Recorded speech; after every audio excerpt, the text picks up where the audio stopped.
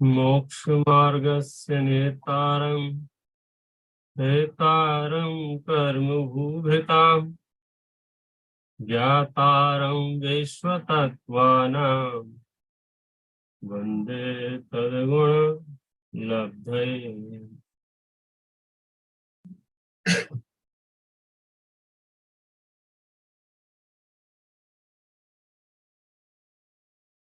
जो परिस्थितियां हम और आप सबके सामने बनी हैं, उसका एक भाग तो आपने अभी सुन देख लिया है, और एक इसके लिए क्या है, मैं क्या शब्दों में उसको कैसे उसको कहूँ, क्या कहूँ। पिछले कुछ सालों से ऐसा योग बन गया था, क्योंकि बाकी सारे रिश्ते कहते हैं ना, सब कुछ सुनिश्चित है, लगभग लगभग माता पिता भाई बहन ये सब एक राशन कार्ड वाले रिश्ते हैं। लेकिन एक मित्र मिलना, वो भी ऐसा मित्र मिलना जिसकी अगाध विद्वत्ता की छत्र छाया भी साथ में मिलना, तो उसके लिए अब शायद शब्द कम पड़ जाएंगे। हमने जो खोया है, समाज ने जो खोया है, उसकी क्या क्षतिपूर्ति होगी क्या नहीं होगी। एक वो पार्ट है कि उनके साथ क्या हुआ। तो ये तो मैं पूरे विश्वास के साथ कह सकता हूँ कि वर्तमान कलिकाल में जो बेस्ट से बेस्ट हो सकता था वो उनके साथ हुआ है। जन्म से ही उन्हें जिन शासन की छत्र छाया मिली, पाठशालाएं मिली, स्मारक का सानिध्य मिला, श्रुत का अभ्यास मिला। मैं जब स्मारक में पढ़ता था उसी समय वो कैसेटें भर भर के थैले में ले जाते थे।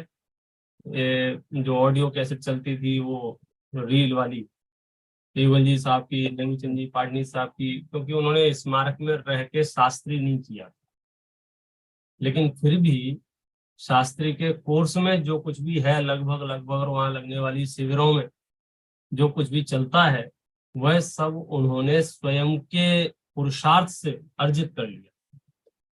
लाडलू से उन्होंने अभ्यास करके उसको क्रम को आगे बढ़ाया।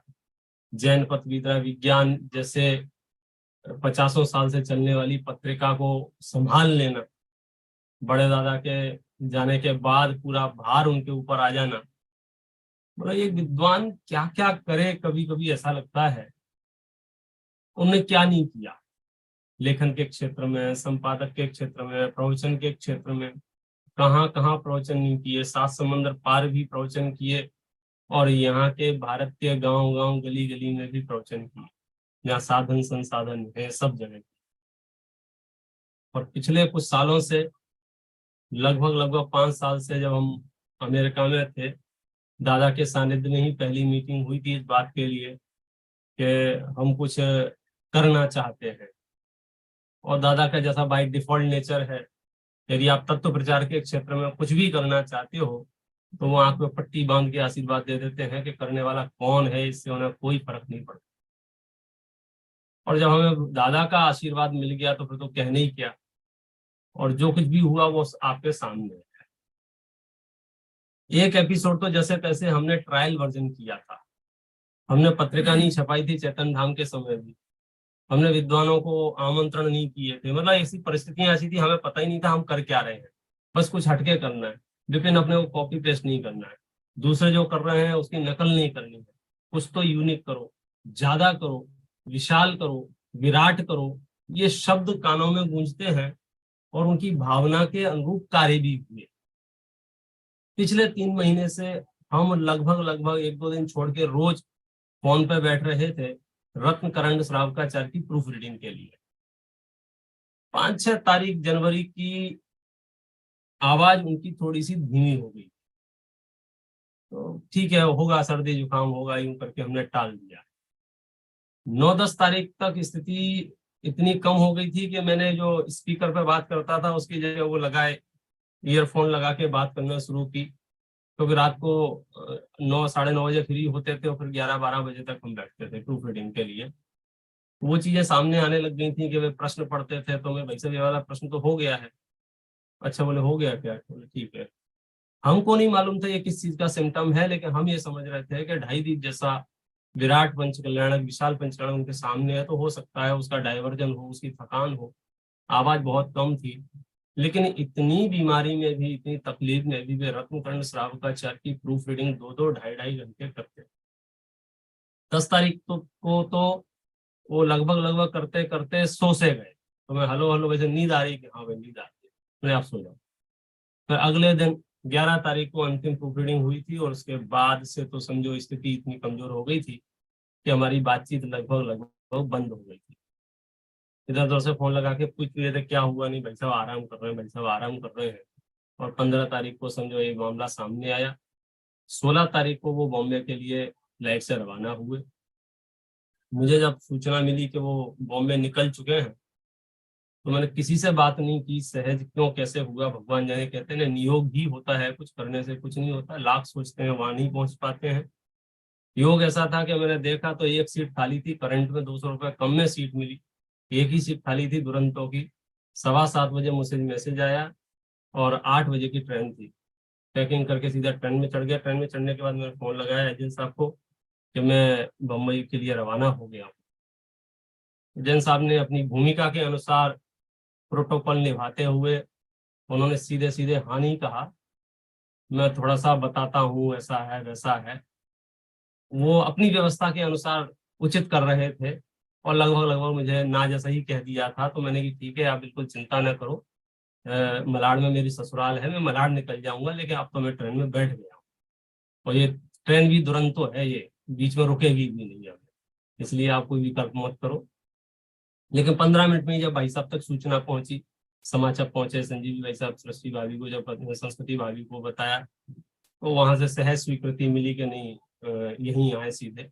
और योगान योग से मेरा अपना पुण्य का उदय था कि ऐसे व्यक्तित्व के साथ रहने का अवसर मिला, और हम मैं वहां पहुंच गया।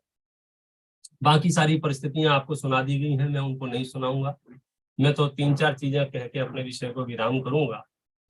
एक तो बीमारी क्या है, इसकी उपस्थिति और इसकी सूचना जब मिल गई, उसके बाद हम जाते हैं उपचार वाले खाते में। तो मैं समझता हूँ किसी ने इसमें कुछ किया नहीं है, उस जीव का अपना पुण्य का योग है कि उसे उन परिस्थितियों से गुजरना नहीं पड़ा जिसे हम बुरी समझते हैं। मतलब एलोपैथी का नाम सुनते ही हम जो कहते हैं कि भैया क्यों एलोपैथी लेनी पड़ रही है, डॉक्टर ही मना कर रहा था। और कौन मना कर रहा है? एलोपैथी का डॉक्टर मना कर रहा था, न्यूरो सर्जन है। ऐसा भी नहीं कि आयुर्वेद का डॉक्टर ने मना कर दिया हो। तो वो एक रास्ता उनके लिए समझो था ही नहीं। इतने उत्कृष्ट जीव हैं तो उनके लिए अयोग्य निमित्त मिलते भी नहीं। इसलिए किसी के चित्त में इस जाति की भ्रांतियां हों कि पता नहीं क्या करते रहे वहां, 1 महीने तक प्रयास करते रहे, इलाज कराते रहे, ठीक नहीं हुए, फलाना नहीं हुए, ठिकाना नहीं हुए। सच बात यह है, उन्होंने 1 महीना पूरा अपने आप के लिए दिया, पूरा 1 महीना। उस 1 महीने में ना उन्होंने फोन को हाथ लगाया, ना उन्होंने कोई दूसरे संकल्प विकल्प किए। शुरुआत के दिनों में तो इतने स्वस्थ थे कि जब हम यहाँ आए तो पारला मंदिर के दर्शन करने गए, वहाँ की लाइब्रेरी देखी। लाइब्रेरी के समय भी हमने बातचीत की, पूछा भाई साहब ये देखो कितनी सुंदर लाइब्रेरी है। तो भाई साहब ऐसा क्या लगता है आपको? तो बोले ऐसी लाइब्रेरियां तो गांव गांव में होना चाहिए। ये उनके उद्गार थे कि बोले इतनी स्वच्छता, इतनी व्यवस्थित, कोई दिन में भी जाके पढ़ना चाहे, एक एक डेस्क पर लैपटॉप रखा हुआ है, मतलब हेडफोन लगे हुए हैं गुरुदेव श्री के प्रोजेक्ट सुनने के लिए। तो बोले ऐसी लाइब्रेरियां तो हर जगह होना चाहिए। मैं कह रहा हूँ अंत अंत तक उनकी जो स्रोत धारा और स्रोत आकर्षण था वो आपके सामने था। धीरे धीरे जब बीमारी बढ़ रही थी तो हमारे पास फिर उपचार भारत है, और भारत में उपचारों की कमी नहीं है। हर क्षेत्र में कोई ना कोई डॉक्टर, कोई ना कोई फेमस वैद्य, कोई ना कोई जड़ी बूटी वाला, कोई ना कोई अलग अलग विधियों वाले लोग हैं। तो शुरुआत में फोन आते थे तो जैसे तैसे मैनेज करते थे, हम डॉक्टर से पूछते हैं, डॉक्टर से पूछते हैं। लेकिन टाइम के बाद ऐसा हो गया कि हम क्या क्या उपचार करेंगे, इसलिए लगभग लगभग कहीं से कोई उपचार का ज्यादा उसमें उलझन में पड़े बिना किसी डॉक्टर के, भाई साहब तो कहीं दूसरी जगह गए भी नहीं। और इसमें मैं समझता हूँ संस्कृति भाभी का जो बहुत अच्छा रोल रहा।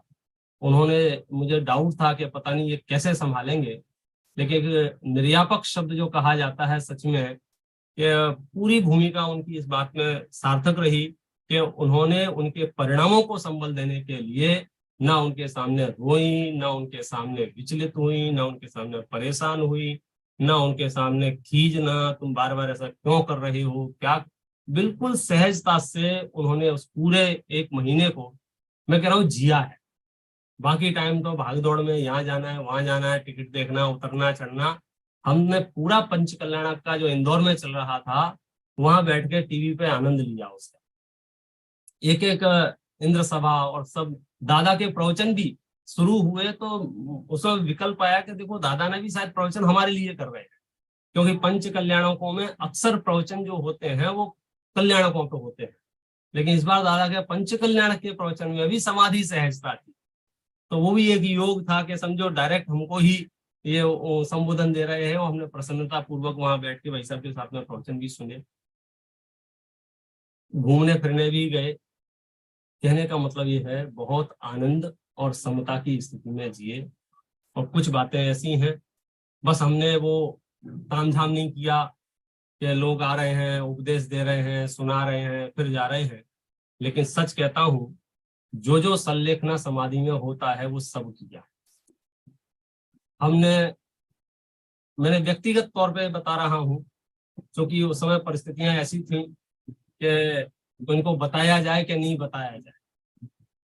लेकिन मुझे ऐसा लग रहा था, चूंकि मैं साथ में था, कि कब क्या हो जाएगा पता नहीं है, हिंट तो दी ही जाए। तो उनको तरह तरह से उनको कहा, रोग के काल तक की जितनी भी जो संस्थागत जिम्मेदारियां और दूसरे संकल्प विकल्प परिवारगत जिम्मेदारियां, संकल्प करा दिया था कि जब तक हम रोग से पूर्ण स्वस्थ नहीं होते हैं तब तक मैं हर तरह से निर्भर हूँ। मेरे में इतनी हिम्मत नहीं थी कि उनको यम दिला सकूं, मतलब लास्ट तक का बोलो उसको कर दूं के। लेकिन इतना जरूर संकल्प करा दिया था कि यदि हम रोग के काल से बाहर नहीं निकलेंगे तब तक हमारे पास कोई जिम्मेदारियां नहीं है। भाई साहब, आपके सर पे, शरीर पे सिर्फ कपड़ा है, बाकी मुनीबत जीवन जिए। और उन्होंने वो किया। आप जो भी उनसे मिलने आया, धर्म के अलावा कोई प्रश्न किया होगा, वो सिर्फ सुन के रह गए होंगे, उसका कोई उत्तर उनके नहीं। तो उन्होंने आहार आदि की दृष्टि से श्रावकोत्तम जीवन जिया, विचारधारा की दृष्टि से श्रावकोत्तम जीवन जिया। और जब जब भी हमने गाथा पढ़ी है, हमने जानबूझ के भी अगर गाथा अधूरी छोड़ दी है तो उन्होंने गाथा पूरी कर दी है। जिनको भी प्रमाण चाहिए वो व्यक्तिगत आके मुझसे मिल सकते हैं, मैं उन्हें दिखा दूंगा कि देखो भाई साहब ये स्थिति, आप समझ गए। लेकिन वचनों को प्रमाण मानते हुए आप मानिए कि उनके एक और पुण्य का उदय, कितनी बातें हैं जो कैसा लगता है ना, ये भी बताओ। एक और पुण्य का उदय ये कि इनके पूरे रोग में तीव्र वेदना नहीं, क्यों नहीं हुई भगवान जाने। नहीं तो मैंने बहुत लगभग लगभग समाधियों में योगानुयोग से पहुंचा हूं। अभी कुछ दिन पहले मैं धवल जी के साथ में था, उनको अपार वेदना थी, लेकिन समता भी साथ में थी। उसका भी वीडियो मैंने आपको भेजा था। यहाँ वेदना थी ही नहीं। पूरे एक महीने में 2 या 3 बार उनका सर समझो 15 से 20 सेकंड को दुखा, और उन्होंने थोड़ा सा ऐसा किया और फिर लो। अब ये कोई नियोग है? कहने का अर्थ यह है, उन्होंने अपना पूरा जीवन जन्म से लेकर के लास्ट तक जिए। जब मैं, इतनी सारी चीजें हैं, समराइज करते हुए इतना ही कहना चाहता हूँ। कुछ दिन पहले जब वीडियो कॉल पे भी उनसे जब बात हो रही थी, मैं बीच में चला गया था 1-2 हफ्ते पहले, तो उस समय भी मैंने ये बात दोहराई कि भाई सब सतत प्रश्न मंच का कार्यक्रम आगे बढ़ा रहे हैं। बोले बढ़ाओ। मतलब उनके चित्त में प्रभावना का, तत्व प्रचार का और जो रस था वो आप सबके सामने है। निष्पक्षता का रस उनके सामने है। जब हमने सतपथ प्रश्न मंच भी प्रारंभ किया तो बोले कुछ ऐसा करना जिससे पूरा जैन समाज जुड़ जाए। नाम भी ये सतपथ रखना और उसके पीछे सारे तैयारियां रखना, ताकि कोई एंट्री करने से पहले उसके दिमाग में ये सल्ल नहीं आना चाहिए ये किस पंथ का है और किस ग्रुप का है, किस समूह का है।